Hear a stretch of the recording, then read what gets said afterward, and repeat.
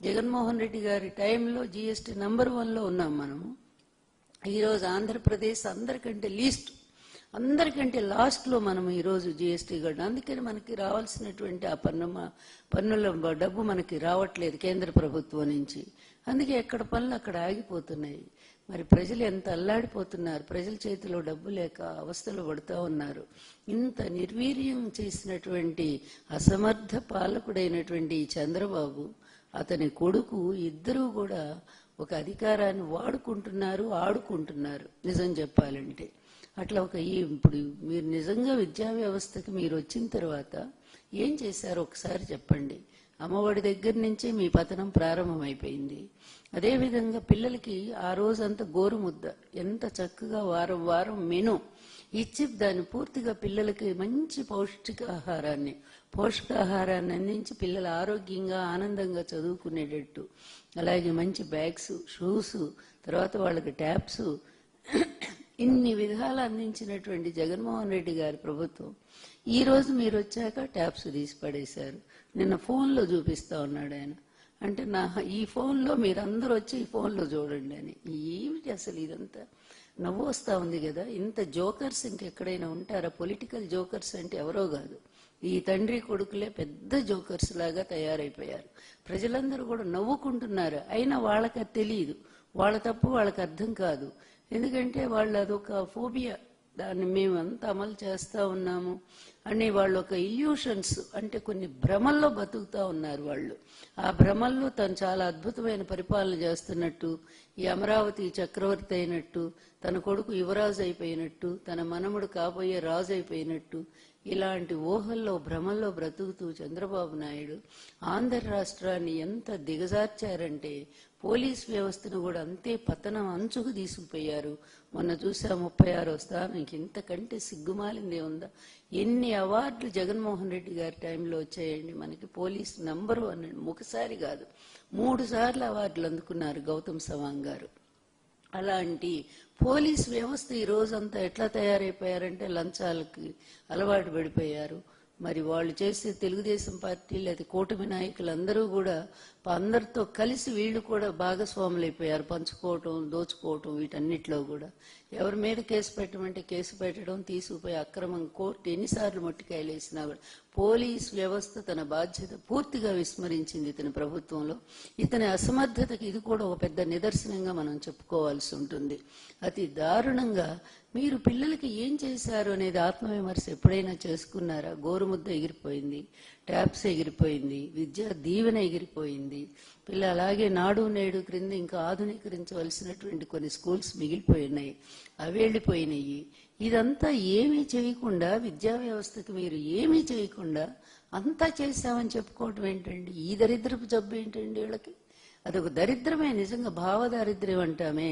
ఎవరో చేసింది నేను చేశానని చెప్పుకోవటం. ఎవడైనా ఎంత సిగ్గుమాలిన వాడు కూడా ఈ భూమి మీద పుట్టిన ఏ మనిషి అయినా చూడండి అంతో ఇంతో పౌరుషం ఉంటుంది, రోషం ఉంటుంది. అందువల్ల ఎవరో చేసిన పనులు నేను చేశానని వాడు ఎప్పుడూ చెప్పడు. నేను చేయగలను అంటాడు, గొప్ప కోసం. చేస్తాడో చేయడో అది వేరే విషయం. నేను చేయగలను అంటాడు తప్ప ఇది వాళ్ళు చేసింది నేను చేశానని చెప్పుకునే దరిద్రం, భావదారిద్ర్యం అనేది ఈ ఒక్క ముఖ్యమంత్రిలో, ఇతని కొడుకులోని ఇద్దరిలోనే చూస్తా ఉన్నాము.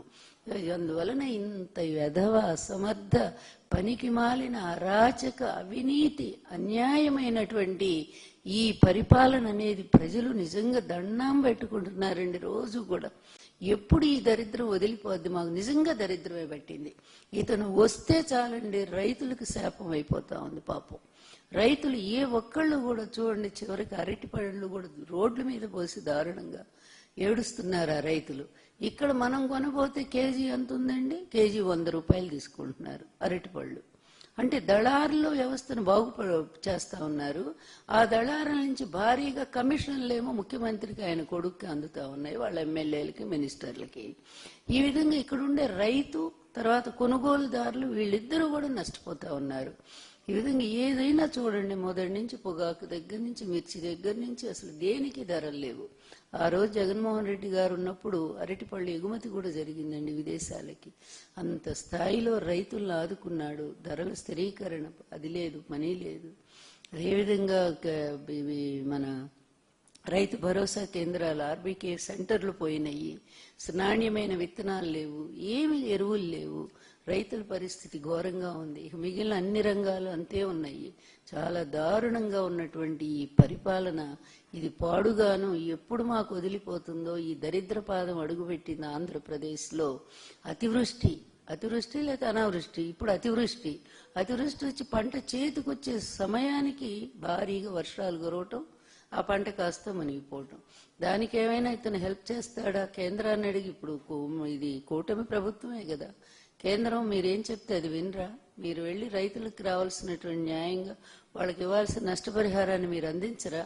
అది ఏమీ చేయకుండా చేపర్లు వేసుకుని సరదాగా విహారయాత్ర చేస్తున్నారే మీ ముగ్గురు కూడా.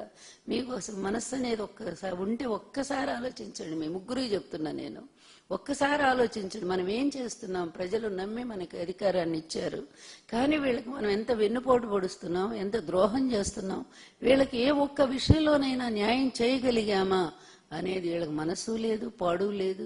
ప్రజలంటే అసలు చులకన భావం. ఇలాంటి వీళ్ళు పరిపాలకులుగా ఉండటానికి ఒక్కరోజు కూడా అర్హత లేదండి. నేను చెప్పేది ఏంటంటే, శుభ్రంగా ముగ్గురు రిజైన్ చేసి వెళ్ళిపోండి. ఎలక్షన్లు వస్తాయి, బ్రహ్మాండంగా ఎలక్షన్లో ప్రజలు మళ్ళీ ఎన్నుకుంటారు కావలసిన ప్రభుత్వాన్ని. ఎందుకు ఈ అసమర్థ ప్రభుత్వం? సంవత్సరంన్నరే ఈదలేనటువంటి ప్రభుత్వం ఇంకా 3 ఏళ్ళు ఎట్లా ఈతారండి వీళ్ళు? ఇంకా 3 ఏళ్ళు ఎలా గడుస్తుంది? ఇప్పుడు ఎఫ్ఆర్బిఎం పరిధి దాటిపోయినటువంటి అప్పులు ఇంకా రేపు ఒక్క రూపాయి కూడా పుట్టదు. ఇప్పటికీ అమ్మేశారు ఆంధ్రప్రదేశ్ని. ఆంధ్రప్రదేశ్లో ఉండే అన్నిటినీ కూడా అమ్మేశారు. మరి మిగిలినటువంటి రోజులు ఎలా గడుస్తాయి? ప్రజల పరిస్థితి ఎలా ఉంది? ఉద్యోగులు చూస్తే అట్లాగే ఉన్నారు, వాళ్ళకి జీతాలు కూడా పట్టలేదు 1వ తారీఖున. వాళ్ళు అల్లాడిపోతున్నారు, వాళ్ళకి ఇచ్చిన హామీలు గాలికి పోయినాయి.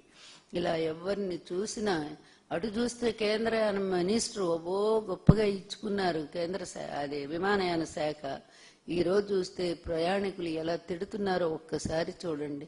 ఇంత అసమర్థపు దానికి తోడు ఇతనేదో పెద్ద మేధావిలాగా ఈ లోకేష్ ఏదో అసలు తనకు సంబంధం లేనటువంటి విషయంలో తలదూర్చి ఇప్పుడు పెద్ద గొడవ అవుతా ఉంది. అది కూడా ఏదో వార్ రూమ్తో మాట్లాడారు. అందువల్ల ఎట్లా ఉందంటే అస్తవ్యస్తంగా, ఎక్కడ క్రమశిక్షణ లేదు, ఒక క్రమబద్ధత లేదు, ఒక న్యాయం లేదు. అన్యాయమే రాజ్యం వెళ్తా ఉంది. అబద్ధాల మీద అబద్ధాలు చెప్పుకుంటూనే పోతున్నారు. లడ్డూ దగ్గర నుంచి ఇప్పటి వరకు కూడా. జగన్మోహన్ రెడ్డిని తిట్టడానికి వీళ్ళకి ఈవెంట్స్ ఎందుకండి? రోజు ఓ ప్రెస్ మీట్ పెట్టి మీరు తిట్టొచ్చు కదా. స్కూలుకు పోయి ఆ చిన్న పిల్లల ముందు, వాళ్ళ ముందు కూడా జగన్మోహన్ రెడ్డిని తిట్టడం ఏంటండి? జగన్మోహన్ రెడ్డి గారి టైంలో అంటే విద్యా వ్యవస్థ సర్వనాశనం అయిందంట. ఓ కళ్ళ ముందు ఓ పక్క అంత పెద్ద స్కూలు, ఆయన చేసిన వసతులు ఇవన్నీ కూడా కనిపిస్తూ ఉంటే, మీరు వచ్చాక ఆ బాత్రూంలు ఎంత అసహ్యంగా ఉన్నాయి. ఇప్పుడు ఈ సంవత్సరంన్నర కాలంలో ఇప్పుడు చూడండి ఎలా ఉన్నాయో. ఫ్రెష్ రూమ్స్ అన్ని సర్వనాశనం అయిపోయినాయి. కొన్నిటికి కల్లా వేయాల్సింది పెయింటింగ్, అది కూడా వేయకుండా ఉన్నాయి. ఇట్లా దారుణంగా మీరు ఈ విధంగా చేస్తూ ప్రజలకు ఏ విధమైన న్యాయం చేయలేనటువంటి మీరు జగన్మోహన్ రెడ్డి గారిని విమర్శించడానికి, దాన్ని హైలైట్ చేయటానికి మీ పచ్చ మీడియా మీరంతా కలిసి రాష్ట్ర ప్రజలకు చాలా ద్రోహం చేస్తూ ఉన్నారు, చాలా ద్రోహం చేస్తున్నారు. ప్రజలు కూడా కక్షగట్టి, మామూలుగా లేరు ఈరోజు ప్రజలు కక్షగట్టి ఉన్నారు. వీళ్ళని నమ్మి ఇలా చేసినందుకు మాకు ఇంత అన్యాయం చేస్తారా, మాకు ద్రోహం చేస్తారా, రండి చూసుకుందాము అని చెప్పి అనే పరిస్థితి ప్రజల్లో కూడా వచ్చింది. పాపం ప్రజలు ఇప్పుడు మాత్రం ఏం చేయగలరు? ఎలక్షన్స్ కోసం ఎదురు చూస్తూ ఉన్నారు. అందువల్ల మేమైతే నేను డిమాండ్ చేస్తూ ఉన్నాను, తొందరగా మీరు దిగిపోండిరా బాబు.